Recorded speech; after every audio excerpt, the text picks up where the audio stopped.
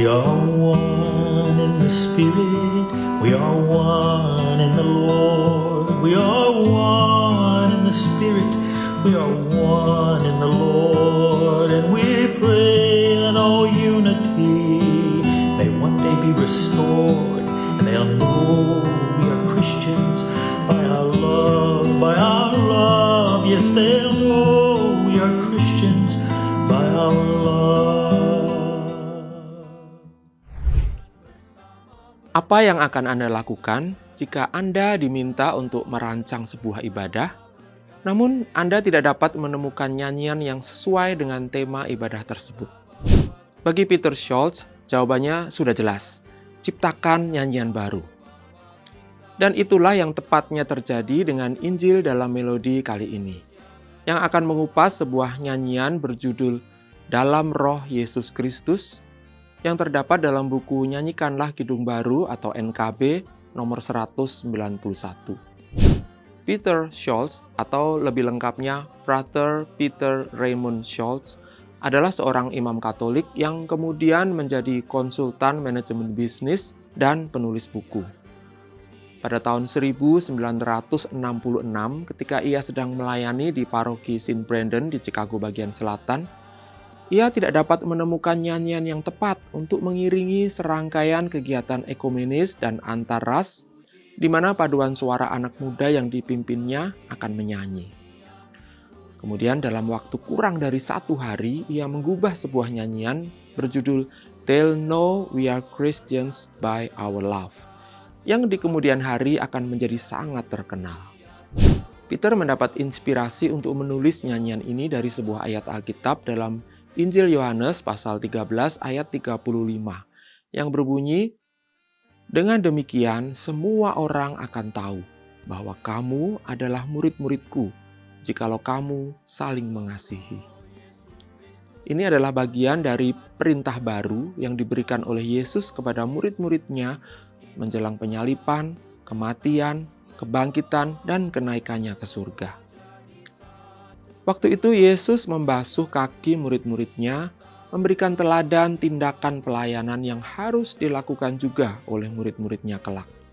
Kemudian memberitahukan bahwa ia akan segera pergi meninggalkan mereka, sambil memberikan pesan-pesan dan nasihat agar mereka terus bertekun, bersatu, saling mengasihi, dan menopang satu dengan yang lainnya. Ayat ini menjadi refren nyanyian ini yang berbunyi, "And they'll know we are Christians by our love, by our love." Yes, they'll know we are Christians by our love. Dan sekaligus menjadi judul nyanyian ini. Pandopo menerjemahkan refren ini ke dalam lirik bahasa Indonesia menjadi, "Biar dunia tahu bahwa kita muridnya dalam kasih tubuh Kristus yang esa." Peter mengubah nyanyian ini dalam 4 stansa atau bait yang berbicara mengenai berbagai aspek dari kesatuan kasih dalam tubuh Kristus yang esa ini. Bait pertama berbicara mengenai kesatuan kita dalam roh dan dalam Tuhan Yesus Kristus. Dalam Injil Yohanes pasal 17, Yesus berdoa untuk murid-muridnya dan juga untuk orang-orang yang percaya kepada pemberitaan mereka. Artinya termasuk kita juga. Yesus berdoa agar kita semua menjadi satu di dalam Dia dan di dalam Sang Bapa. Dan di akhir bait pertama ini kita juga meneladani Yesus dengan mendoakan agar semua kelak kembali menjadi satu. Rupanya Peter melihat keadaan gereja pada waktu itu yang terpecah dan terbelah satu sama lain. Khususnya di Amerika Serikat pada waktu itu, ada gereja-gereja yang mendukung pemerintah dan ikut terlibat dalam politik, sementara ada gereja-gereja lain yang memprotes kebijakan pemerintah dan menjadi oposisi. Gereja saling menentang dan saling bermusuhan. Tidak ada kedamaian, tidak ada kesatuan. Mungkin suasana inilah yang melatar belakangi Peter menulis lirik, "And we pray that all unity may one day be restored." Hari ini, hampir 60 tahun kemudian, bagaimana keadaan gereja-gereja di dunia, di Amerika Serikat, di Indonesia? Apakah doa ini sudah terkabul? Apakah kita sudah bersatu? Atau kita justru semakin terpecah dan terbelah? Masih adakah persaingan dan permusuhan antar gereja, antar sesama orang Kristen? Bagaimana kita dapat membuat dunia tahu bahwa kita adalah murid-murid Kristus, jika kita sendiri masih saling terpisah satu dengan yang lainnya? Selanjutnya, dalam bait kedua dan ketiga, Peter tidak hanya berbicara mengenai doa atau harapan agar orang Kristen bersatu, namun juga tekad untuk berjalan bersama, bergandengan tangan, dan bahu-membahu melayani terus. Karena kita punya tugas besar, yaitu untuk menyiarkan berita bahwa Tuhan sudah dekat. Dalam bahasa aslinya dikatakan, "And together we'll spread the news that God is in our land." Tuhan bukan hanya sudah dekat, tapi Ia ada di tanah kita, di negeri kita. Di sini kita kembali diajak untuk berintrospeksi. Saat ini ada tugas besar yang menanti untuk kita lakukan. Berita Injil ini terlalu besar untuk dapat kita lakukan sendirian saja. Kita harus bekerja sama, bergandeng tangan, bahu-membahu. Kita harus menyingkirkan segala perselisihan di antara kita dan mulai saling memahami dan saling menerima. Di akhir bait ketiga terdapat lirik yang mengatakan, kita saling membela dalam kasih kudus. Dalam bahasa aslinya, "and will guard each one's dignity and save each one's pride." Dan kita akan menjaga kehormatan dan kebanggaan satu sama lain. Namun kadang yang terjadi saat ini justru antar aliran atau denominasi gereja berusaha menjaga kehormatan dan kebanggaan masing-masing dengan cara mempermalukan aliran atau denominasi gereja yang lain. Inikah cara kita membuat dunia tahu bahwa kita muridnya? Dan akhirnya dalam bait keempat, Peter menuliskan sebuah doksologi atau pujian yang indah kepada Sang Trinitas. All praise to the Father from whom all things come, and all praise to Christ Jesus His only Son, and all praise to the Spirit who makes us one. Segala pujian kepada Sang Bapa yang mencipta segalanya, dan segala pujian kepada Kristus Yesus anaknya yang tunggal, dan segala pujian kepada Roh Kudus yang menjadikan kita satu. Sayangnya aspek Tritunggal ini kurang muncul dalam terjemahan bahasa Indonesia yang hanya menyebutkan mengenai Bapa Surgawi dan Roh Pemersatu saja. Namun demikian, kekurangan ini diimbangi dengan penyebutan nama Kristus di bagian refren, yang justru tidak ada dalam versi aslinya. Peter mengubah lagu ini dengan melodi dan iringan bergaya folk music atau musik rakyat yang memang sedang populer pada waktu itu.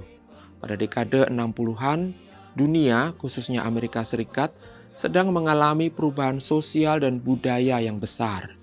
Perang Vietnam sedang memanas. Perang dingin antara Amerika Serikat dan Uni Soviet masih terus berlangsung. Tembok Berlin baru saja dibangun. Dan berbagai segregasi memecah belah bangsa dan dunia. Masyarakat, khususnya generasi muda, menggunakan media musik untuk menyalurkan protes mereka. Dan salah satu sarana yang banyak digunakan adalah folk music atau musik rakyat ini. Di tengah kepopuleran lagu-lagu sekuler bernuansa protes, seperti Blowing in the Wind karya Bob Dylan, atau Where Have All the Flowers Gone karya Pete Seeger, They'll Know We Are Christians by Our Love atau yang dikenal juga dengan judul We Are One in the Spirit karya Peter Schultz ini dengan cepat diterima oleh anak-anak muda yang merasa pesan di dalam lagu ini sangat mengena di hati mereka, yang merasa kecewa dengan keadaan sosial dan budaya pada waktu itu. Dengan melodi pentatonis yang sederhana dan mudah diikuti, dengan iringan musik gitar akustik dan akord gabungan minor di bait-baitnya dan sedikit sentuhan mayor di bagian refren, nyanyian ini segera menyebar, keluar dari kalangan Katolik di mana nyanyian ini berasal, dan masuk ke berbagai komunitas lain. Kepopuleran nyanyian ini membuatnya dijuluki sebagai the anthem of the Jesus movement, atau lagu kebangsaan atau lagu tema dari sebuah gerakan yang disebut Gerakan Yesus. Ini adalah sebuah gerakan yang berfokus pada pesan-pesan kasih, perdamaian, dan keadilan sosial, dan menolak konsep-konsep kekristenan tradisional serta melampaui batasan-batasan denominasi gereja. Pengaruh lain dari nyanyian ini dan juga nyanyian-nyanyian lain yang terkait dengan gerakan Jesus Movement ini adalah semakin diterimanya alat musik gitar ke dalam khasanah alat musik ibadah. Gereja yang awalnya hanya menyanyikan lagu-lagu himne dengan iringan organ atau piano, kini mulai menerima lagu-lagu rakyat dengan iringan alat musik yang semakin beragam. Menurut catatan sejarah, sepertinya nyanyian ini adalah satu-satunya nyanyian yang pernah digubah oleh Peter Scholz. Namun nyanyian ini memberi pengaruh yang begitu besar bagi kekristenan. Saya akan menutup uraian ini dengan mengutip Cynthia Rigby yang dalam bukunya menulis demikian. Jika kita sebagai umat yang berpengharapan fokus membayangkan apa yang menjadi kerinduan Allah, kita akan memahami bahwa karya itu tidak dimulai dari diri kita, melainkan dimulai dari Allah sendiri. Dan kita bekerja keras untuk melakukan bagian kita sebagai peserta dalam karya Allah, sambil menanti-nantikan untuk dapat menyaksikan kedatangan kerajaannya di bumi, sama seperti di surga. Dan makna apa yang dapat kita ambil dari momen ini sebagai momen pemuritan? Hari ini kita dipanggil untuk melakukan apa dan menjadi apa.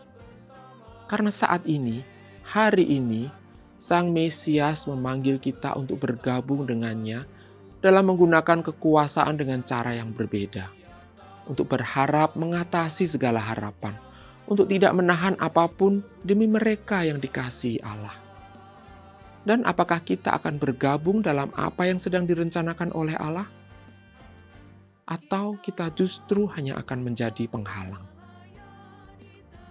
Demikianlah Injil dalam Melodi bersama saya, Daniel Budi Laksono. Salam sejahtera bagi kita semua. Tuhan memberkati.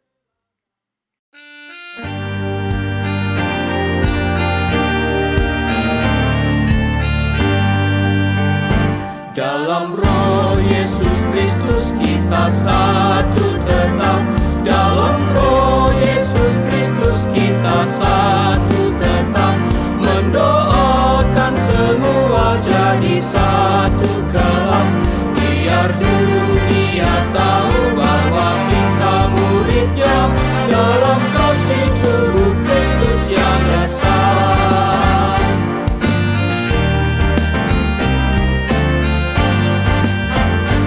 Kita jalan bersama bergandengan erat. Kita jalan bersama bergandengan erat. Menyiarkan berita bahwa Tuhan dekat. Biar dunia tahu bahwa kita muridnya. Dalam kasih tubuh Kristus yang esa.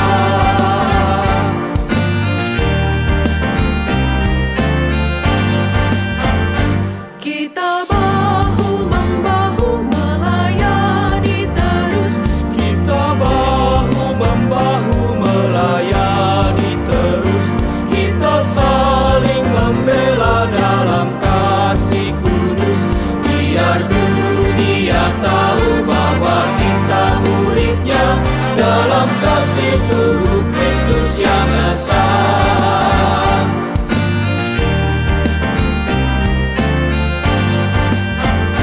Puji Bapa Sorgawi pemberi kurnia.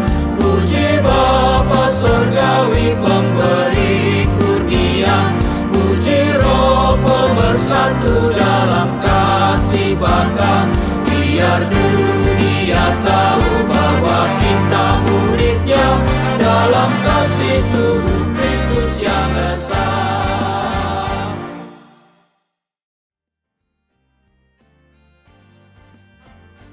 Puji Bapa Sorgawi pemberi